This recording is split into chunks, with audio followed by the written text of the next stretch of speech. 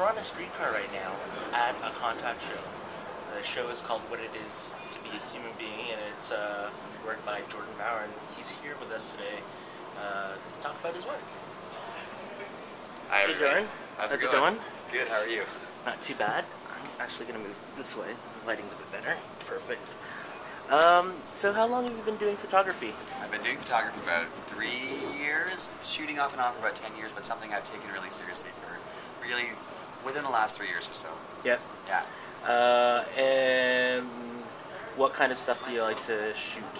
I've done a lot of travel, and so travel is really something that inspires me, and people, stories of people, and that's, just trying to understand myself through other people is a big thing that I've been able to kind of explore through photography. Cool. So the show here are pictures from India. Yeah. Why don't you tell us how you came to be in India and how the show came together? Cool. Well, I was a guy working in a job in Toronto, riding a streetcar like this to work every single day, and thinking a lot about the role that advertising had in our lives, but also meaning and the bigger questions. And something about my job wasn't enough to satisfy me, and I really felt like what I needed to do was go out into the world and kind of challenge my boundaries a little bit. And so, for whatever reason, India was a thing that was suggested to me. It was a path that I started to follow, and I found myself in India and started meeting all these people, and really felt like my boundaries were expanding. And I started trying to find a way to talk about this experience. And I had a camera, and as I was out every day and shooting a little bit, it really made me my technical skills develop, but also my storytelling skills, my ability to relate to people really developed. And kind of through that, I started to be able to listen to this voice inside that was telling me to go forward and to do something. And I didn't know it at the time, but this was this thing that was in there that was just waiting to come out. And so, yeah, listening to that voice and kind of following through was a big thing that drove me towards this idea in particular. Now, do you have like a favorite story from your trip? Yeah, of course. I've got lots of stories. One really great photo I have up there is with a man with 13 fingers. And in India, it's, especially as a tourist in India, you get a lot of attention. People are very, very excited to meet you and to chat with you. And so people will always yell out, "What is your name? What is your name?" And so it's like a pickup line. People are yelling at you on the street. And one day someone yells out, "How many fingers do you have?" To me, this is such a crazy thing for you to yell, so I thought it was the best pickup line I'd ever heard. And so I went over to this guy and I said, "Well, I have 10 fingers. I have 5 in this hand and I have 5 in this hand." And he says, "Well, I have 7 fingers on this hand and 6 fingers on this hand." And sure enough, he had 13 fingers.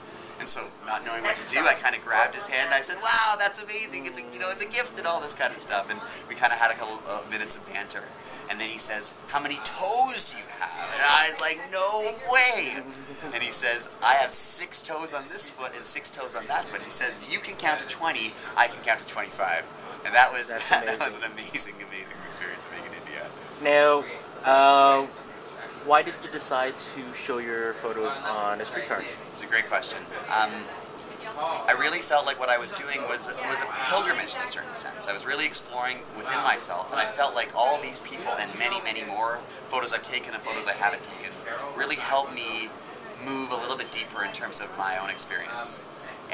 And I was thinking about ways that I could return the favor, that I could show the photos without necessarily worrying about profit or selling them or all of those kind of things. And so I felt like I wanted to find a public place where I could discuss some of these issues and maybe have the opportunity to push other people's boundaries in the same way that my boundaries were pushed. And when I thought about my streetcar riding experience in my pre-India days, I thought, wow, that would be a perfect place to show people in a way that's a little bit provocative, but also a little bit quiet, understated, subtle. Because it's not the traditional advertising where it's in your face and you should think a certain way, but I really wanted to make an open-ended question to people and to see if I could touch them, Like, people sit on the streetcar and they're rushing somewhere, they're going through their life, and they get very caught up in their own head, and I wanted to take them out of that, if only for a moment, just to think about how little they are, and how that's something that's really beautiful and really inspiring to think about.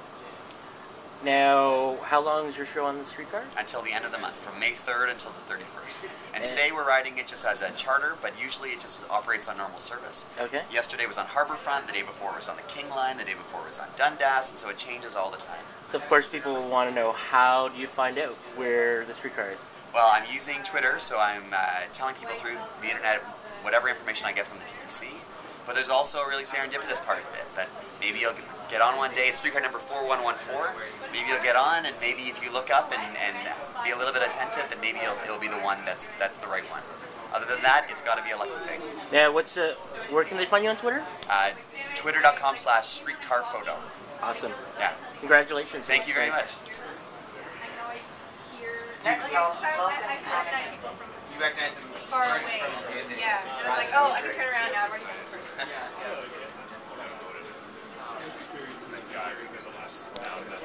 Well, you have the advantage. I was talking to a girl just moved back from LA.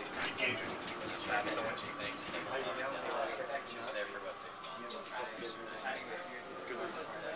So you're going to build it. She's like, you understand. Yeah. And you got to be able to ride. I still haven't.